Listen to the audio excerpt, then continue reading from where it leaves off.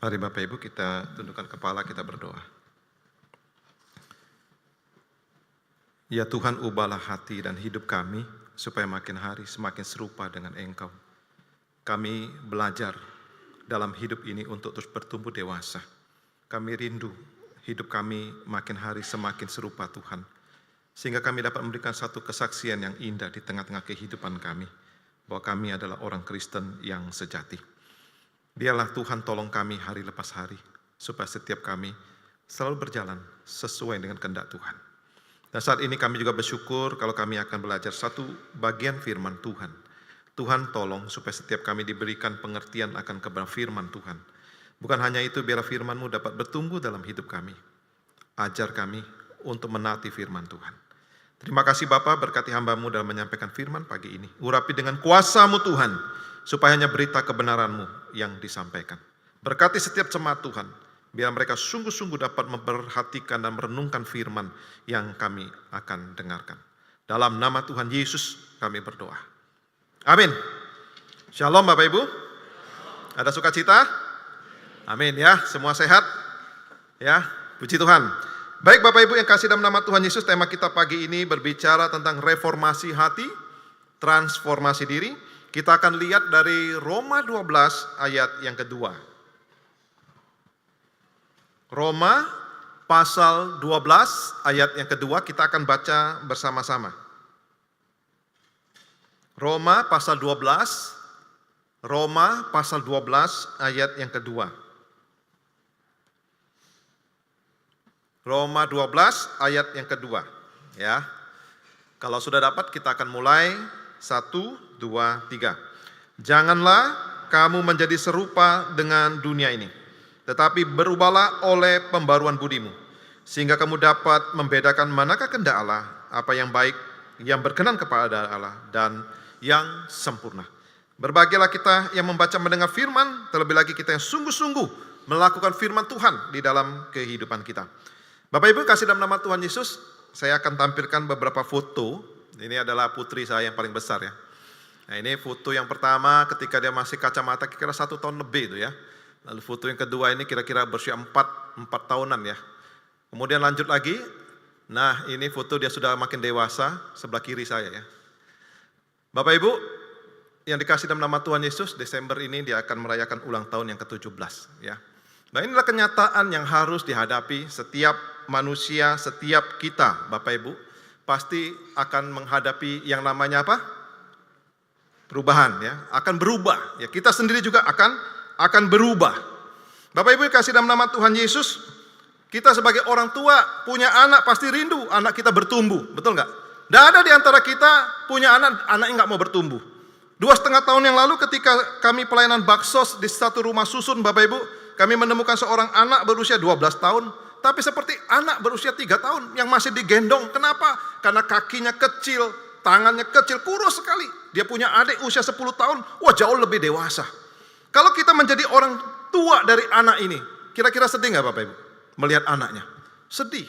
Ya, kenapa anak saya tidak bertumbuh? Betul nggak? Anak orang lain bisa bertumbuh, kenapa anak saya tidak bertumbuh? Apalagi juga Bapak Ibu di dalam pertumbuhan anak kita bukan hanya pertumbuhan secara fisik yang kita perhatikan, tetapi juga karakternya kita juga perhatikan. Makin dewasa enggak? Jumat yang lalu anak saya yang putri saya ini sedih Bapak Ibu. Kenapa dia sedih? Dia bilang begini sama saya dan istri saya. Pi saya sampai hari ini lagi nunggu undangan. Undangan teman yang dia janji mau undang saya untuk merayakan ulang tahun yang ke-17. Ulang tahunnya kemarin temannya, ini tanggal berapa nih? Berarti hari Sabtu kemarin ya. Tapi saya tunggu-tunggu undangannya masih nggak datang. Saya sedih, saya kecewa. Padahal dia janji mau undang saya, tapi sampai hari Sabtu kemarin tetap tidak dikasih undangan. Lalu dia bilang, nanti Sabtu kalau papi sempat sudah persiapan semua, kita jalan-jalan ya. Iya, oke, saya bilang kita jalan-jalan. Bapak Ibu, lalu saya bercakap sama dia. Dia bilang begini, saya kan Desember ulang tahun. Sebenarnya saya juga rencana mau undang dia untuk menghadiri ulang tahun saya. Mau diundang nggak ya? Bapak Ibu, kalau Bapak Ibu jadi dia diundang nggak temennya? Lalu saya tanya, menurut kamu diundang atau tidak? Saya ingin lihat reaksi dia. Lalu dia diam sejenak, kemudian dia menjawab, saya undang, Pi. Wah, dia bilang, saya undang, Pi. Bapak Ibu, lalu saya katakan, Papi senang ketika kamu dengar, kamu mau undang temanmu. Waduh, saya bilang, saya senang sekali. Kamu makin berubah dewasa, saya katakan. Ya, kamu makin berubah, makin dewasa. Bagus. Papi senang. Papi juga mengalami hal yang sama. Kamu lihat di dalam pelayanan Papi. Ya, di dalam pelayanan banyak jatuh bangun. Banyak ketemu banyak orang. Ada yang menyenangkan tetapi juga ada yang mengecewakan. Kepada mereka yang mengecewakan, apakah Papi tetap mengasihi atau menjadi musuh? Saya bilang. Selama ini kamu amati Papi bagaimana? Ya, Papi tetap mengasihi. Kalau kamu dapat berubah makin dewasa, kamu naik kelas, saya bilang. Ya, bagus. Undang, saya bilang. Ya, waktu kamu ulang tahun nanti, diundang. Bapak Ibu yang kasih dalam nama Tuhan Yesus, kita sebagai orang tua pasti senang kalau melihat anak kita bertumbuh dewasa, betul nggak? Makin hari dia makin baik, karakternya makin baik. Senang Bapak Ibu. Senang, saya yakin kita semua senang.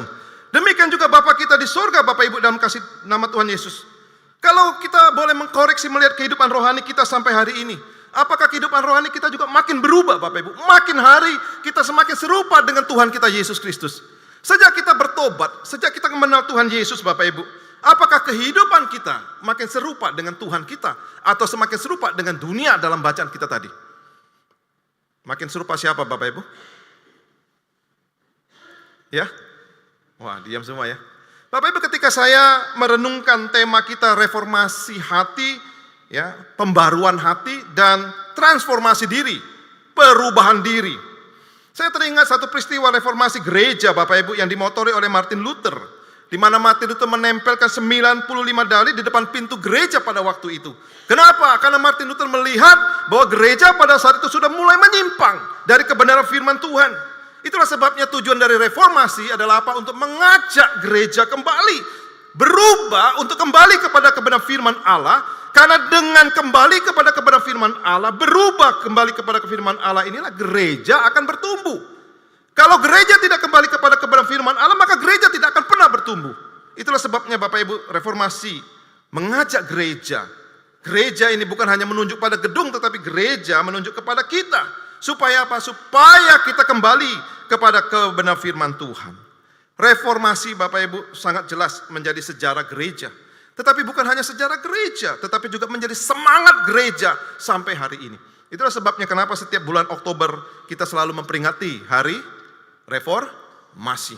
Slogan Ecclesia Reformata Semper Reformanda, yang artinya gereja yang menunjuk kepada kumpulan orang percaya, yang menunjuk kepada kita sebagai gereja, itu yang terus menerus diperbaharui di dalam kebenaran Tuhan. Jadi reformasi Bapak Ibu bukan hanya sekedar sebuah gerakan, melainkan satu proses yang tiada henti sampai hari ini. Dan apa yang menjadi ukuran pembaruan Bapak Ibu? Ya, apa yang menjadi ukuran pembaruan kita? Itu kita lihat Bapak Ibu, gereja dari waktu ke waktu, dari masa ke masa, ya, makin menyerupai Kristus dan menjadi sempurna seperti Bapa sempurna. Ada orang mengatakan, loh saya manusia nggak mungkin sempurna. Bapak Ibu, kita harus yakin. Karya Yesus sempurna Bapak Ibu dalam hidup orang percaya. Dan kita juga harus punya iman yang sempurna. Kalau kita melihat para rasul Bapak Ibu yang dikasih dalam nama Tuhan Yesus, di dalam hidup mereka itu terus bergerak menuju dan mengakhiri kehidupan dengan sempurna. Jadi kalau kita melihat rasul-rasul, orang-orang Kristen mula-mula Bapak Ibu, kita melihat bagaimana mereka gerak terus bertumbuh Bapak Ibu untuk menuju kesempurnaan dalam kehidupan mereka. Ya, sempurna dalam kualitatif. Apa itu? Yaitu bagaimana iman mereka, bagaimana perilaku mereka, bagaimana kemurnian pelayanan mereka. Bukan kuantitatif Bapak Ibu. Kalau kita melihat kehidupan para rasul, menjadi tua, sakit dan mati, bukan. Tapi kehidupan mereka sungguh-sungguh kualitatif. Di mana iman mereka begitu kuatnya, kesetiaan mereka kepada Tuhan begitu luar biasa, memberitakan Injil tanpa takut dan gentar. Mereka menunjukkan kehidupan yang benar sebagai pengikut Yesus. Itulah menuju kepada kesempurnaan. Orang Kristen juga harus demikian Bapak Ibu di dalam kehidupannya. Makin hari dia makin bertumbuh dewasa. berubah makin hari semakin serupa Yesus dan memuliakan nama Tuhan. Tema kita juga Bapak Ibu mengajak atau mengingatkan kita kembali bahwa kita sebagai gereja Tuhan yang telah dipertobatkan melalui pekerjaan Roh Kudus, apakah hati kita ini loh sungguh-sungguh mau hidup di dalam pertobatan yang sejati? Apakah hati kita ini sungguh-sungguh menjadi tempat Kristus bertahta, menjadi raja di dalam kehidupan kita atau yang lain? Bapak Ibu, kita perlu melihat, mengkoreksi hati kita kembali. Kalau Yesus mulai bergeser dari hati dan hidup kita, maka kita perlu direformasi Bapak Ibu. Kita perlu diperbarui lagi untuk diingatkan. Kalau kita tidak mengalami reformasi Bapak Ibu, maka kita tidak akan pernah mengalami transformasi. Yaitu apa? Yaitu perubahan hidup seperti Kristus. Ya, perubahan hidup seperti Kristus. Reformasi, pembaruan, mengajak kita berubah untuk kembali kepada Tuhan. Kembali kepada kebenarannya. Apa yang harus kita lakukan Bapak Ibu sebagai gereja agar kita berubah dan terus mengalami yang namanya pembaruan? Mengapa kita sebagai gereja harus mengalami perubahan dalam hidup ini? Apa yang perlu diubah dari orang percaya? Apakah perubahan ini harus bersifat luar atau yang paling mendasar dalam kehidupan kita? Bagaimana kita berubah Bapak Ibu? Berubah makin hari makin indah. Melayani Tuhan, melayani dengan kesungguhan hati tanpa motivasi. Di dalam pekerjaan, saya bekerja dengan baik, jujur dan takut akan Tuhan. Melalui pekerjaan saya juga ingin memuliakan nama Tuhan. Di dalam ibadah kita, saya sungguh-sungguh beribadah kepada Tuhan. Memang Bapak Ibu tidak mudah. Karena perubahan itu mencakup perubahan hati, mencakup perubahan hidup. Manusia, yang namanya manusia itu sulit berubah. Ya, banyak faktor yang dapat membuat manusia itu sulit untuk berubah. Ada karena pola pikir mungkin. Oh memang dari kecil saya sudah diajari begini, nggak bisa berubah lagi. Ya toh? Atau mungkin karena sikap mental, memang mentalnya seperti itu. Ya, suka berbohong mungkin dan sebagainya. Atau karena sudah terbiasa di dalam posisi zona nyaman. Kalau dia keluar dari zona nyaman, dia merasa tidak nyaman. Ngapain saya harus berubah? Walaupun itu kebiasaan buruk sekalipun. Ya, itu akan mengganggu kesenangan saya. Mengganggu kenyamanan saya. Hanya taat kepada firman Tuhan, sungguh-sungguh kita bisa berubah. Ada beberapa sikap manusia Bapak Ibu ya, dalam menghadapi perubahan. Yang pertama itu tidak mau berubah. Ada nggak orang yang tidak mau berubah Bapak Ibu? Ini status orang yang suka pada status quo atau zona nyaman ya. Nggak mau dia berubah. Saya sudah seperti ini ya sudah nggak mau diganggu gugat gitu. Ya, tadi pagi saya sharing, saya 3 minggu yang lalu ya, satu mobil dengan beberapa orang saudara gitu ya, saudara dari, ya bukan saudara saya sih ya, beberapa saudara, mereka satu mobil dengan saya dengerin mereka bertengkar di dalam kendaraan itu ya, ketika dalam mobil. Kenapa? Di situ ada 4 saudara, ini koko yang paling gede nih, dinasehati oleh adik-adiknya ya, supaya koko itu berubah, ya, tapi koko yang bilang, gak bisa. Wong saya sudah begini kok, disuruh berubah. Tidak bisa. Dia sudah melayani, mengikut Tuhan sudah lama, melayani Tuhan juga sebagai majelis Bapak Ibu, tapi nggak mau berubah. Nah salah satu yang saya ingat dalam pembahasan ketika dalam kendaraan itu masalah makan Bapak Ibu. Masalah makannya susah berubah, betul nggak ya? Masalah makan loh, susah berubah. Jadi kokonya ini Bapak Ibu, kalau di gereja itu kalau ada lagi makan-makan, itu makannya banyak sekali. Nah, ini jadi omongan kalau makan banyak nih ya. Jadi kalau makan, satu piring itu penuh. Dia nggak peduli orang lain. Pokoknya saya makan dulu, penuh.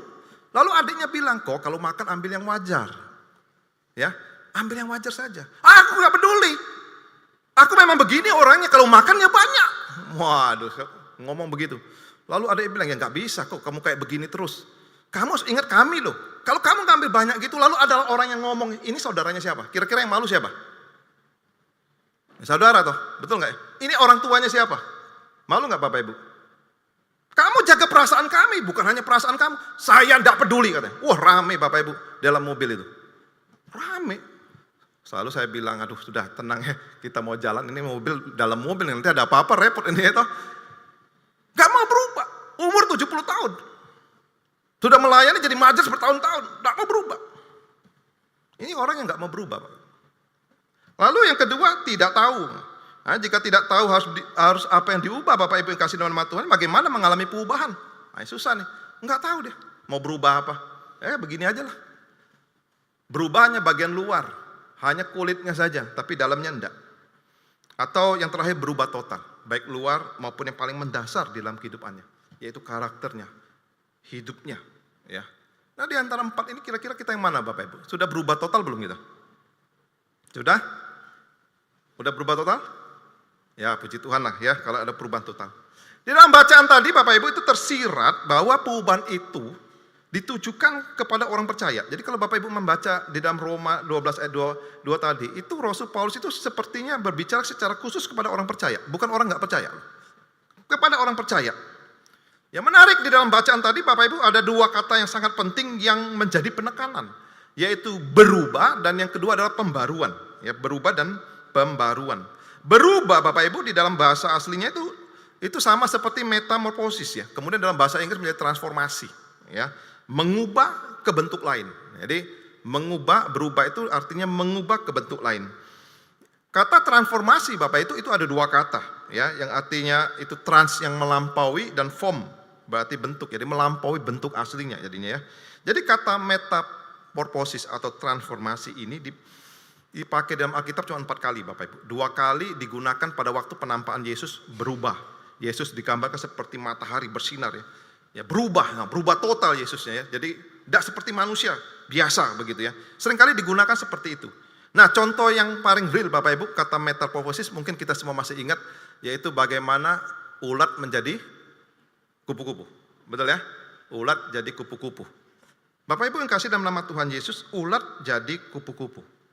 Saya mau tanya, kita lebih senang kepada ulat atau kupu-kupu? Kenapa kupu-kupu? Kalau ulat kenapa? Jijik ya? Pernah lihat ulat ya? Saya kalau lihat ulat, jijik banget. Tak hindarin, pasti kita akan menghindari ulat ya. Betul, nggak suka lihatnya. Saya orang dulu kalau mancing itu pakai ulat ya, mancingan gabus ya. Tapi saya nggak mau, lebih baik pakai yang lain. Nggak mau saya pegang ulat. Pernah mancingan gabus pakai ulat tau orang, biasa pakai ulat, saya nggak mau. Jijik rasanya lihatnya, apalagi kalau pas kena pancing itu keluar darahnya itu ya, aduh, takut gatel atau apa bisa juga ya. Ulat dan kupu-kupu Bapak Ibu mempunyai sifat, mempunyai tampilan, bentuk, gerakan, makanan, dan cara hidup yang sama sekali berbeda. Tidak sama, betul nggak? Beda sama sekali loh, antara ulat sama kupu-kupu. Tidak sama. Demikian juga dalam kehidupan kita Bapak Ibu sebagai orang percaya, kita ini harus mengalami perubahan bentuk, melampaui bentuk fisik, melampaui bentuk semula. Kalau kita sudah di dalam Kristus Bapak Ibu, berarti kita sudah menjadi ciptaan baru di dalam Tuhan, bukan ciptaan lama lagi. Maka kita nggak boleh hidup sebagai manusia lama, tapi sekarang hidup sebagai manusia Kristus. Ya, jadi betul-betul mengalami satu perubahan. Nggak bisa lagi hidup manusia lama. Itulah sebabnya dalam bacaan tadi, Rasul Paulus mengingatkan, jangan kamu menjadi serupa dengan dunia ini. Kenapa? Karena kamu sekarang milik Kristus. Punyanya Tuhan. Tidak boleh lagi hidup seperti dunia, serupa, mirip dengan dunia.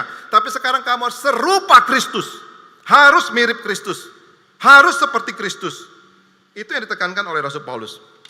Jadi Bapak Ibu yang dikasih dalam nama Tuhan Yesus, perubahan ini memang mencakup banyak aspek ya dalam kehidupan. Rupa, mungkin posisi, kondisi, sifat, fungsi, kualitas, maupun cara hidup dan sebagainya. Jadi metamorfosis yang dimaksudkan oleh Rasul Paulus bukan sekedar perubahan secara jasmani, tetapi perubahan kedewasaan. Dari satu fase ke fase yang seterusnya lalu menjadi dewasa dan serupa dengan Tuhan Yesus. Rasul Paulus menyatakan bahwa metamorfosis orang Kristen hanya bisa terjadi melalui reformasi. Yaitu apa? Pembaruan budi.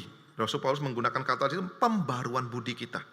Pembaruan Bapak Ibu sebagai perubahan seutuhnya, perubahan total, supaya apa? Supaya lebih baik.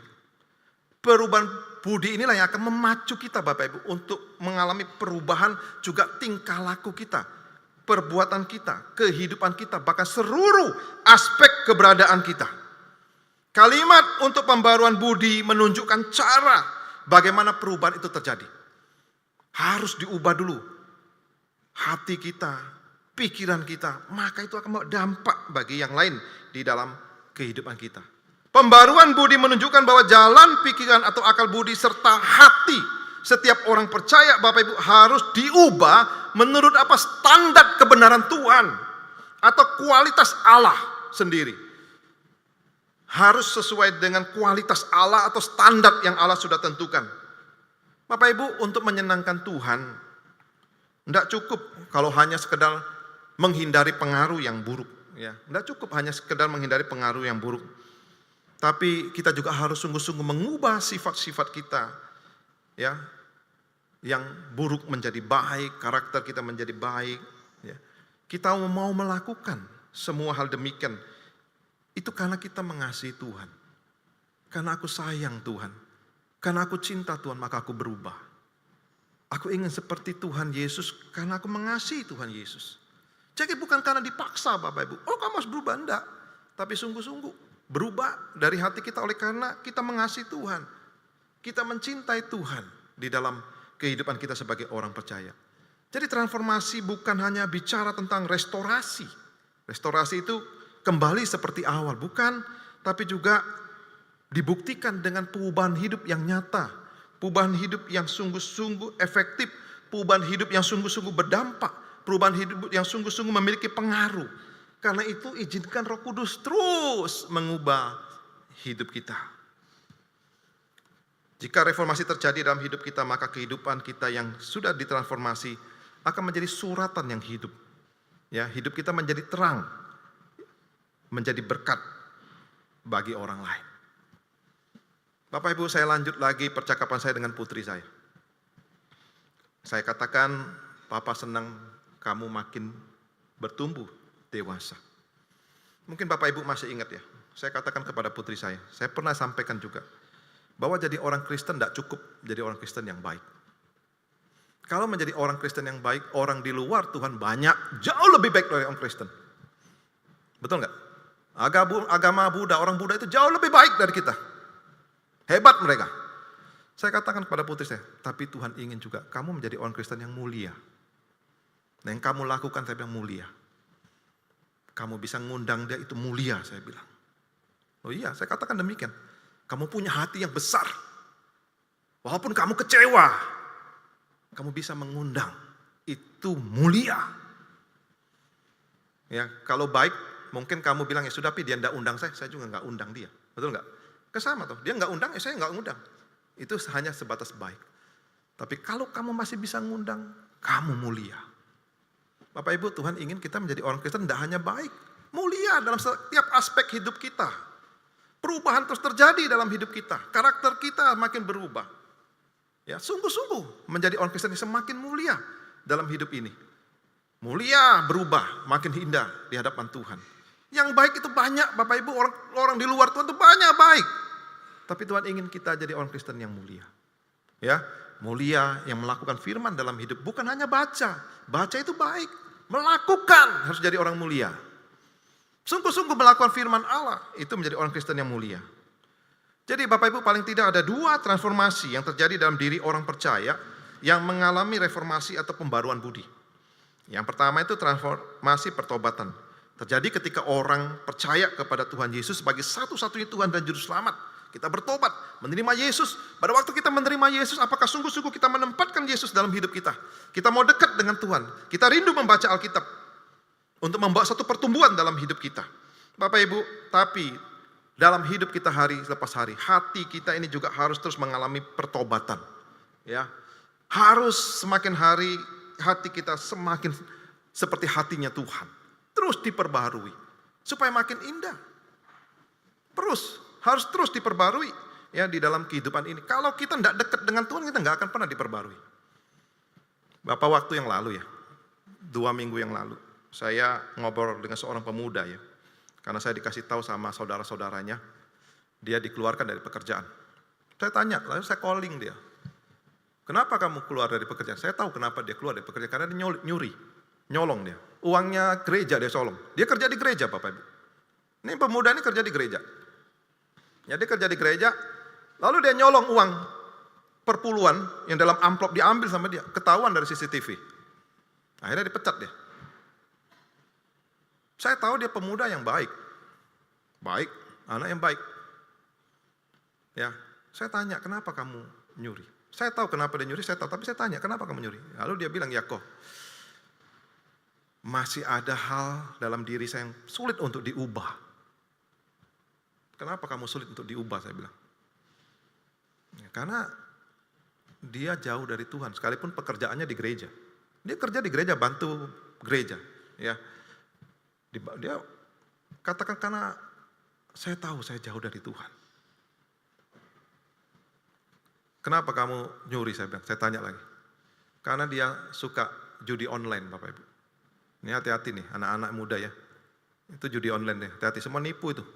Ya, nggak mungkin buat kamu kaya. Itu kalau sudah terjebak judi online itu keluarnya susah banget. Karena saya suka main judi online. Saya nggak punya duit lagi, saudara-saudara nggak kasih saya uang, gaji saya habis.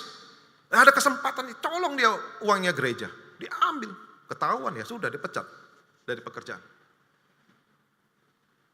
Maka itu saya bilang, kamu dekat dengan Tuhan. Dekat dengan firman.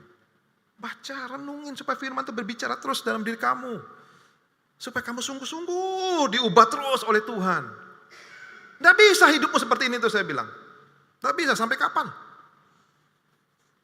Iya kok, ya dia janji, tapi nggak tahu nanti berubah, nggak berubah saya nggak tahu. Jadi Bapak Ibu kasih dalam nama Tuhan, hati kita ini harus terus diperbarui.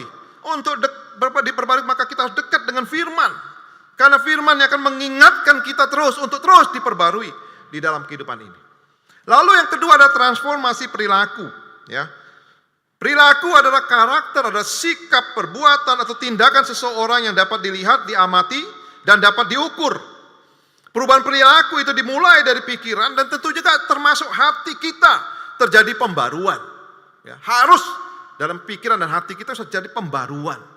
Apakah di dalam hati dan pikiran kita sungguh sudah ada Tuhan? Ini penting Bapak Ibu.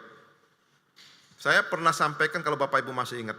Hukum yang pertama dan yang terutama bunyinya apa? Matius 22 ayat 37 sampai 39. Kasihilah Tuhan Allahmu dengan segenap hatimu, segenap jiwamu, dengan jiwa itu dengan segenap hidupmu dan dengan segenap akal budimu. Bapak Ibu, ini suatu penekanan yang penting. Di dalam perjanjian lama Tuhan juga sudah ingatkan orang Israel untuk mengasihi Tuhan dengan segenap hati, dengan segenap pikiran, dengan segenap otak ini Bapak Ibu. Saya selalu katakan bahwa kenapa hati dan pikiran? Ya, kenapa hati dan pikiran? Karena dua inilah yang akan menggerakkan hidup kita. Kalau dua ini nggak diperbarui, nggak akan bisa kita bergerak, bertumbuh. Hatinya kalau nggak diperbarui dalam Kristus, pikirannya kalau nggak ada Tuhan Bapak Ibu, dia akan bergerak untuk memuliakan Tuhan. Ya, karena itu kata mengasihi itu menjadi kunci penting dalam hati dan pikiran kita. Ya, mengasihi Tuhan, mengasihi Tuhan dalam pikiran. Kenapa Bapak Ibu? Karena dua organ ini Bapak Ibu, itu adalah yang tidak terbatas dalam hidup kita.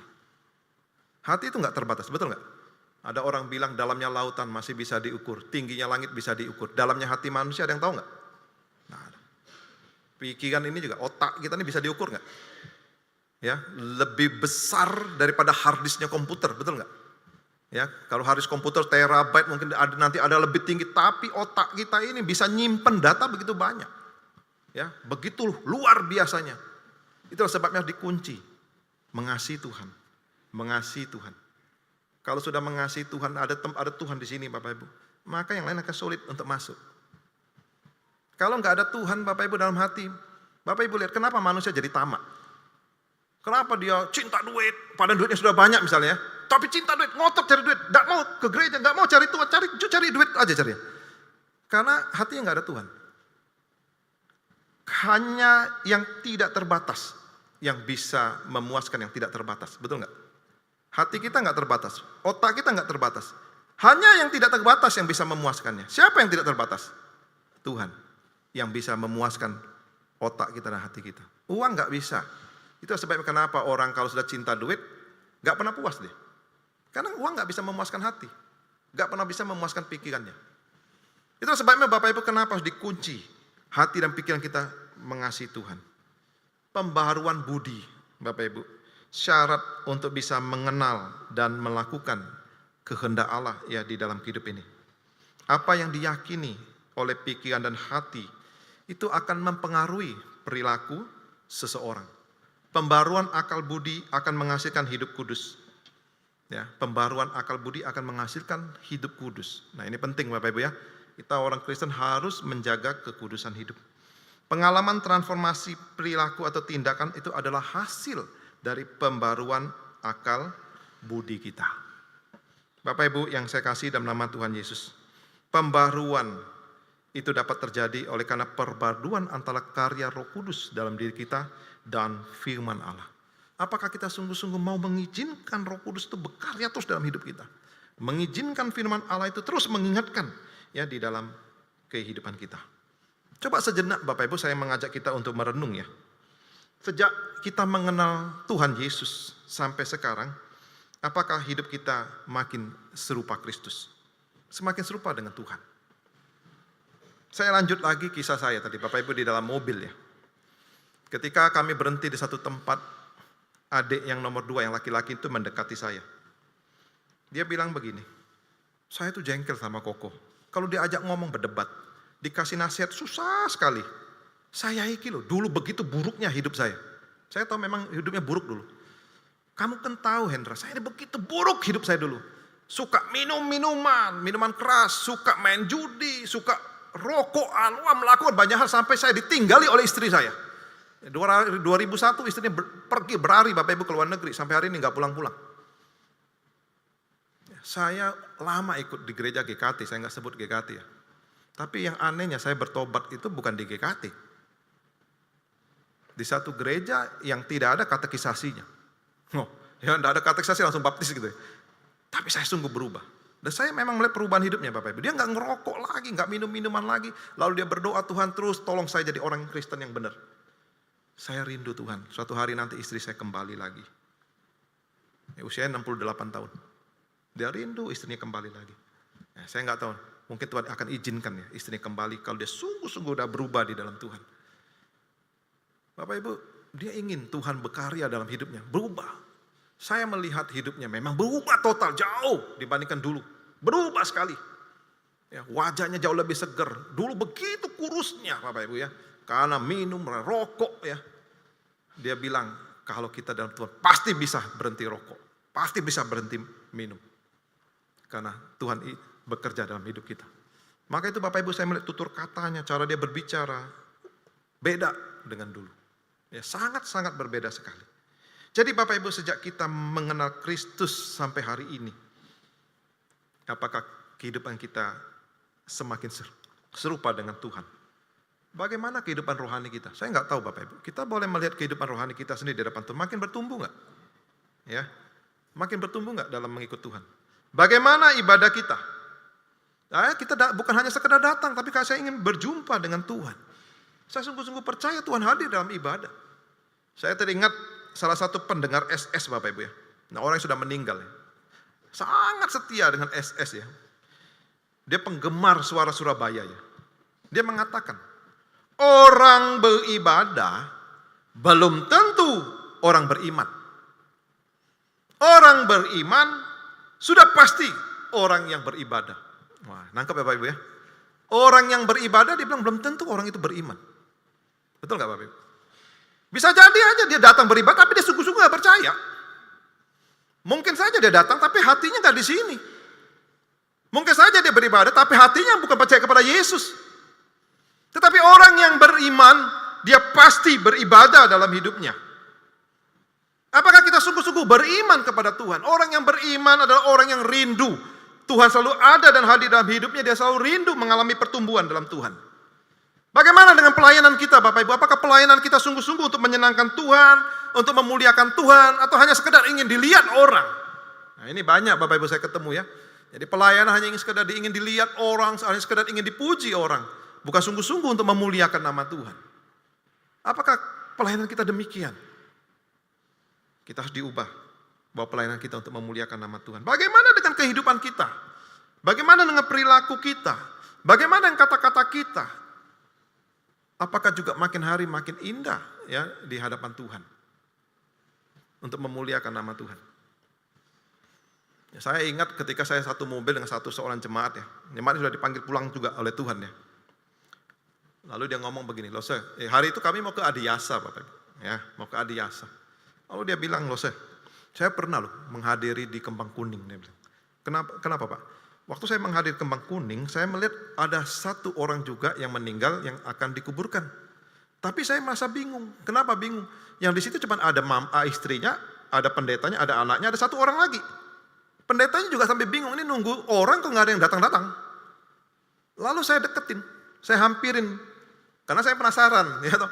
Orang meninggal kan biasanya agak banyak ya Bapak Ibu ya. Waktu pemakaman itu kan biasa orang berkumpul sebelum ibadah kan ya. Ini nggak cuma 4 orang. Lalu dia deketi, lalu dia tanya dengan salah satu dari orang ini, kan ada satu orang yang berdiri di situ. Masih family ternyata. Dia, Pak, ini kok nggak ada orang ya? Kok cuma 4 orang dalam ibadah pemakaman ini, dia bilang. Lalu Bapak itu bilang, bisik-bisik deh. Iya, ini orang Kristen ini mulutnya jelek luar biasa waktu hidup. Sikapnya jahat luar biasa. Itu sebabnya orang gak mau datang waktu dia mati. Sampai mati pun gak ada yang mau datang Bapak Ibu. Kenapa? Karena mulutnya kasar. Suka misu-misu. Kalau ngomong tuh gak enak. Marah-marah. Jadi waktu dia mati gak ada yang nganter Bapak Ibu. Orang Kristen. Sampai pendetanya bingung. Ini Bu, kapan kita mau mulai kok gak ada yang datang ini? Istrinya, Pak, mulai aja Pak, mulai aja. Silakan Pak, dimulai aja. Sampai mati pun gak ada yang nganter Bapak Ibu. Nah ini ya. Bapak Ibu kasih dalam nama Tuhan. Sebagaimana hidup kita, karakter kita. Di dalam kehidupan rumah tangga kita. Apakah anak-anak melihat Kristus dalam rumah tangga kita? Atau berantem terus gitu ya. Di dalam pekerjaan kita. Apakah rekan-rekan di sekitar kita melihat bahwa kita orang Kristen yang baik, yang mulia, yang jujur di dalam pekerjaan. Dan memuliakan Tuhan di situ.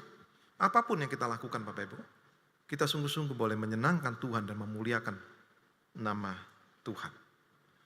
Sebagai penutup Bapak Ibu, saya ingat pendeta Big Man Sirait ya. Tahu ya, pendeta Big Man Sirait itu pernah mengatakan, hidup adalah sebuah pergulatan tiada henti.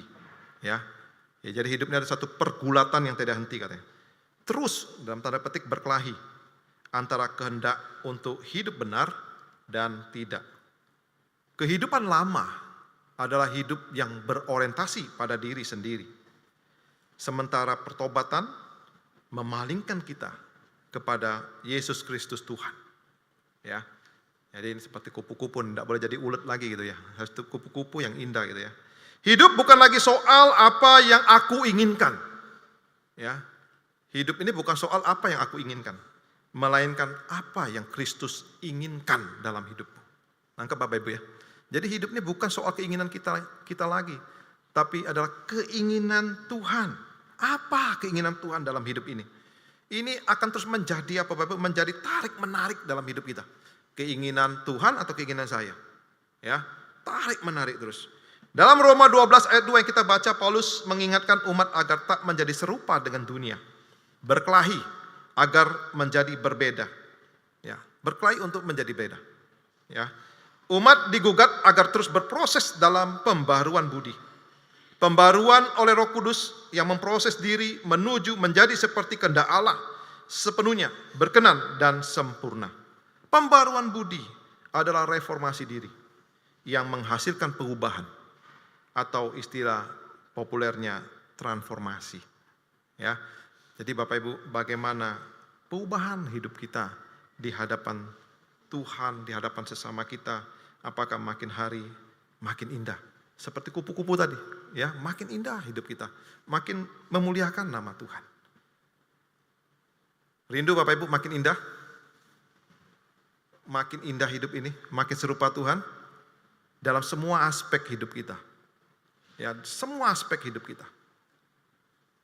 Ya, semua aspek hidup kita. Kita ingin hidup kita indah. Kita ingin Tuhan sungguh-sungguh dimuliakan dalam hidup kita. Ini penting Bapak Ibu ya. Sempurna hidup kita itu harus sempurna Bapak Ibu seperti Bapa kita. Para rasul tadi saya katakan menunjukkan kehidupan yang demikian. Ya, dengan iman, kesetiaan yang begitu luar biasa dalam mengikut Tuhan. Mari Bapak Ibu, di momen reformasi tahun ini kita perlu mengkoreksi hati dan hidup kita. Apakah sungguh hidup kita ini semakin indah dan semakin berubah di hadapan Tuhan. Kita koreksi hati, kita koreksi hidup kita. Bagaimana pelayanan kita, bagaimana ibadah kita. Makin indah gak di hadapan Tuhan? Bagaimana kehidupan kita? Dalam kehidupan rumah tangga kita, di dalam pekerjaan kita, dalam kehidupan kita bermasyarakat, apakah kita menghadirkan Tuhan di situ? Mari saya ajak kita tundukkan kepala, kita merenung sejenak kehidupan kita di hadapan Tuhan. Kita bertanya kepada Tuhan, Tuhan tolong saya ya, supaya sungguh-sungguh saya terus diperbarui hidup ini, supaya semakin hari semakin serupa dengan Tuhan kita Yesus Kristus. Makin hari hidup saya semakin indah untuk memuliakan nama Tuhan. Di sepanjang bulan Oktober ini firman Tuhan mengingatkan kita, ya, bagaimana kita melayani di hadapan Tuhan, bagaimana ibadah kita, bagaimana kehidupan kita, dan bagaimana reformasi hati dan juga transformasi diri kita di hadapan Tuhan. Kita perlu lihat, kita perlu evaluasi supaya ke depan hidup kita makin indah, makin berubah, makin serupa dengan Tuhan kita Yesus Kristus. Hadirkan Kristus lewat hidup kita. Bapa, terima kasih untuk firman Tuhan pada pagi hari ini. Biarlah Engkau mengingatkan kami sebagai orang percaya. Kami bersyukur untuk anugerah Tuhan, keselamatan yang Tuhan berikan. Tetapi seringkali Tuhan kami jauh daripada Engkau. Seringkali hati kami ini bukan tempatnya Tuhan. Tuhan ampuni kami. Kami ingin Tuhan ubah hidup kami makin hari makin indah. Kami ingin Tuhan terus memperbarui kami, hati kami, hidup kami. Supaya kami mengerti kehendak Tuhan dalam hidup ini. Melakukan apa yang Tuhan inginkan, bukan apa yang kami inginkan lagi. Tuhan, di sisa hidup ini kami ingin senantiasa boleh menyenangkan hati-Mu dan memuliakan nama-Mu. Tuhan tolong kami, supaya kami dapat menghadirkan Engkau di dalam kehidupan ini. Terima kasih Tuhan di momen reformasi ini, Tuhan masih mengingatkan kami. Supaya setiap kami sungguh-sungguh Tuhan terus diubahkan. Makin hari semakin serupa dengan Engkau. Terima kasih ya Tuhan. Inilah kami, berkati kami, anak-anak-Mu. Untuk sungguh menjadi anak-anak yang sempurna di hadapan-Mu. Dalam nama Tuhan Yesus kami berdoa. Amin. Terima kasih Bapak Ibu, Tuhan memberkati.